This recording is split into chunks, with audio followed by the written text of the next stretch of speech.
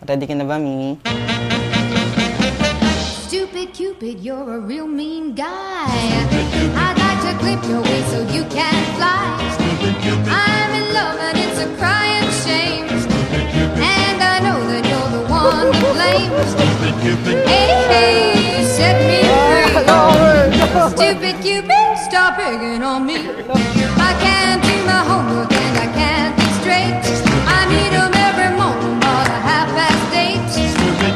I'm acting like a lovesick fool. You've even got me carrying his books to school. Hey, hey, you set me free.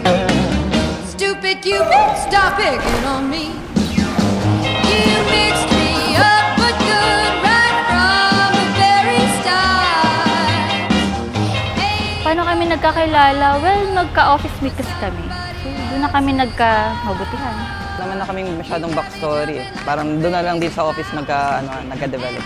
May isang group kasi kami, kasama siya doon. Tapos, parang 3 kaming single. Parang sa kahuli-hulihan, parang kami na yung tinandem. Tapos, ayun na. Stop picking on me.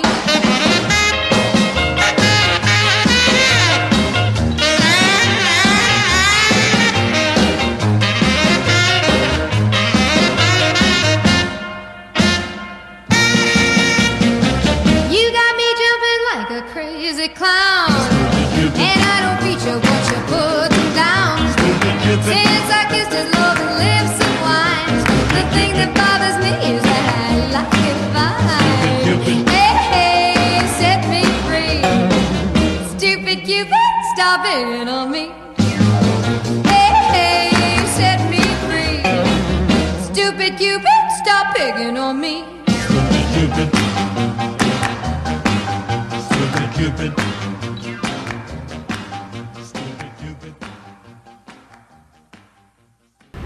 Ano naman ang love para sa iyo? Ano ang hirap ng tanong? Ang love para sa akin, siguro si Russell. Siya yung love ko. Siya yung kakampi ko. Siguro yun yung love for me. Like, dyan lang siya. Okay, support lang. Diba? The best. Teka, ang hirap. Alam mo yung tanong? Ano ang love? Love? Siguro yung yung yung taong masasandalan mo during, gano'n nga, yung pandemic, yung mga crucial times ng buhay mo, tapos yung handa mag-alaga sa'yo. Yun yung para sa akin yung love. Ang dami sakripisyo yung kung anong meron ka para sa kanya.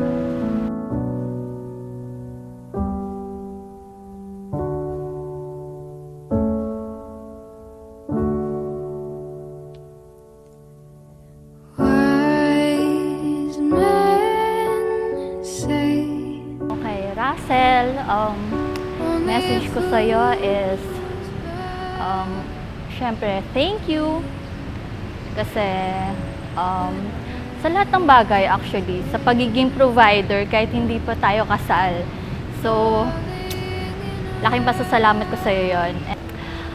Promise ko sa'yo, Russell, na ikaw lang ang lalaking mamahalin ko, bukod sa magiging anak natin, syempre,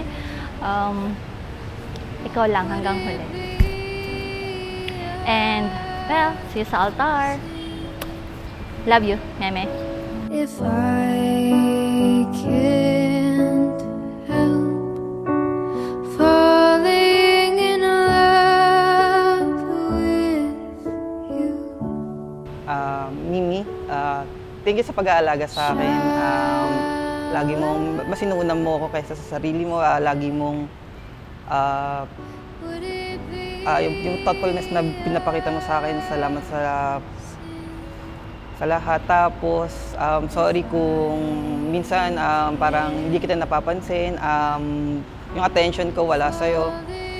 And mula sa araw na to, Mimi, alam ko marami pa tayong pag-aawayan, marami pang iwanan sa MRT na magaganap, marami pang galit ka, tulog ako moments. Pero may papangako ko lang sa'yo, sa bandang huli, laging ikaw ang pipiliin ko. Love you. Darling, so it goes. Some things are meant to be.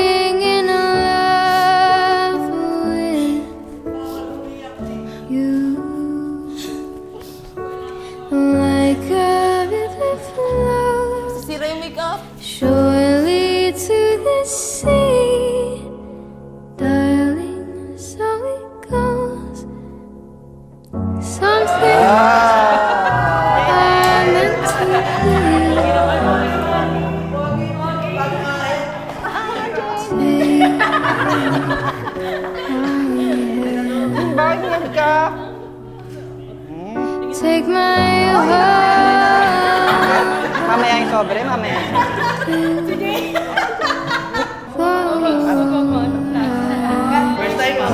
Can't help falling in love with you. Tandaan nyo, Russell and Elisa, sa bandang huli, I nasa inyong kalayaan ang desisyon.